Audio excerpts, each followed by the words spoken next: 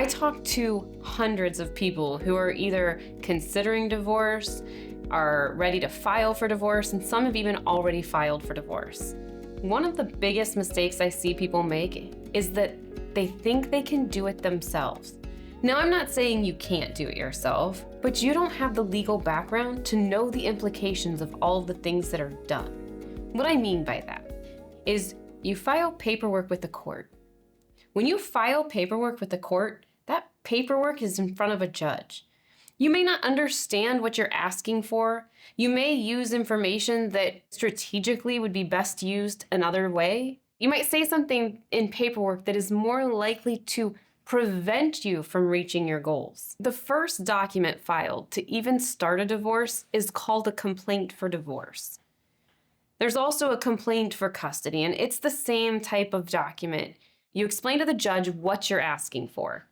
So for example, if you put joint custody in your complaint, that is your best case scenario at trial. That's a long-term implication. The only way to go for primary custody, if it's determined that that's appropriate, is to amend the document to say primary custody. But when you're doing the paperwork, you're thinking, well, I'll ask for joint custody because I want things to go smoothly, and ultimately that's where we will likely end up, which is not wrong. But it also ties your hands at strategy as you're moving through the process. You could also file a motion with facts or information in it that we didn't want the judge to know, or you really don't want to use that argument, or maybe an argument will backfire. You want to make sure that you have legal help that understands those arguments and knows the risks and benefits and can help you assess what steps you want to take moving forward, what you want to ask for, and how you want to ask for it. Your case is a game of chess, not checkers. Make sure you hire the right help. Make sure they're strategizing so they can checkmate. Another mistake that I see people make is always trying to win. Win the argument, win the battle, and they forget about winning the war. They try, but let's be real. This is a divorce case. You're dividing time with your children, probably your most precious asset. If you don't have children, you're dividing all of your assets. And if you're trying to win all the time, you're still gonna lose. Nobody wins in a divorce. Winning is getting to keep half of your stuff. Winning is getting to keep time with your children. Depending on the situation, it may be more than 60%, but even a win is a loss.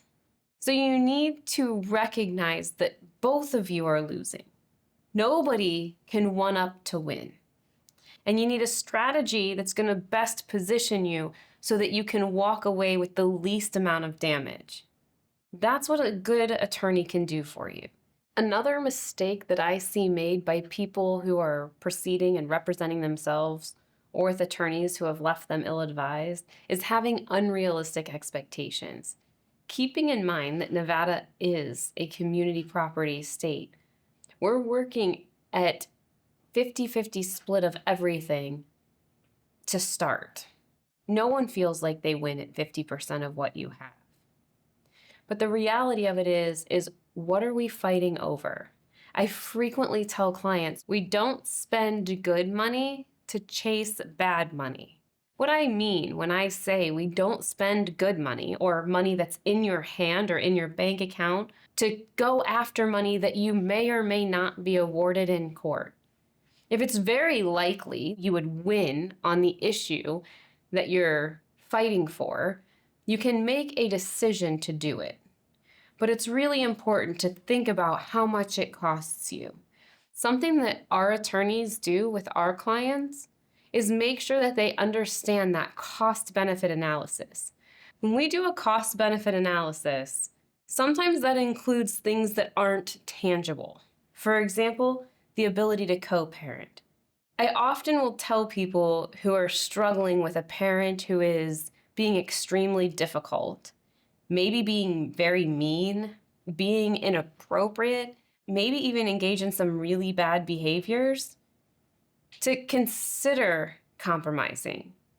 Because that person, dragging them through the mud, if it's not going to get you ahead, it's going to leave you both behind, because you'll be co-parenting with someone with significantly more animosity. When you're deciding how to handle your case and how you want it managed, whether you want to fight hard or reach a resolution, you want to make sure you're doing that from a place of knowledge. You want to make sure that you have the foresight to see what your future looks like and how your decisions today are going to impact you tomorrow. We've been there, we've seen it, and we can help. Another mistake that people make in cases with kids is putting them in the middle. A child should never be used to relay messages between parents, to try and change financials, to try and convince one parent that the other is somehow on a moral high ground. Kids are kids. They deserve to be loved by both parents. Both of you likely love your children. Both of you likely, in most cases, want what's best for your children. So instead of putting your children in the middle, come together to put their needs first. What I always say is love your children more than you hate your spouse. It's okay to ask for help, and we're always here for you. Give us a call and we'll set up an appointment so we can discuss your specific case and your concerns with you.